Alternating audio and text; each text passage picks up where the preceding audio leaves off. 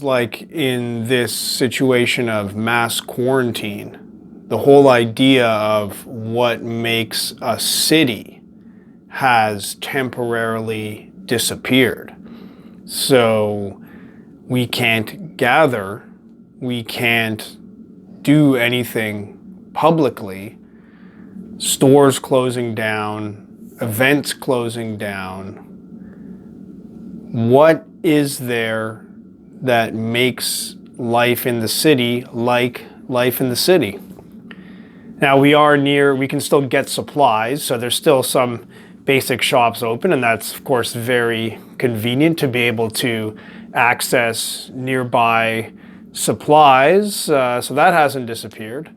But in terms of any kind of human activity, it feels now sometimes like I'm living in a log cabin somewhere in the backwoods, deep in the forest, because effectively, what makes the way we're living now different from living in a cabin deep in the forest?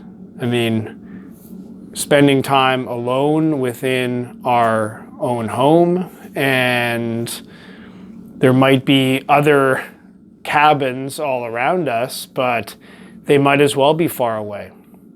So, except for the inconvenience of maybe hearing the noise of our neighbors and the convenience of being able to get supplies relatively easily, once they're back in stock at least, then in some ways it really is like we're back to the countryside.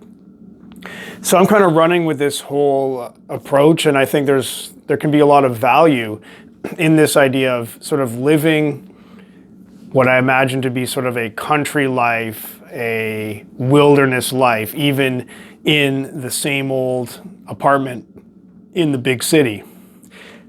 So what makes this country life? Well, it seems like a big part of the country life is feeling more connected with the nature around us. That's a big part of the difference between, the city is a place where you can really almost ignore nature entirely. You can live with the street lights at night. You can do things at any time. You can spend most of your time indoors, so the weather is much less significant. And really, you can live as if nature did not exist. It's this whole manufactured world. But in the countryside, we're much more at the mercy of nature because, well, no street lights, so definitely the day and night cycle definitely looms large. And the weather is certainly going to be very important, because if the only way to avoid the weather is to stay inside, and in the countryside, if you just have your house, you don't have an entire network of buildings that are all indoors that you can just live indoors all the time, you're probably going to notice the weather in a much more inevitable way. So I think there can be something good about getting back to these simple facts of nature and facts of the weather, the natural world.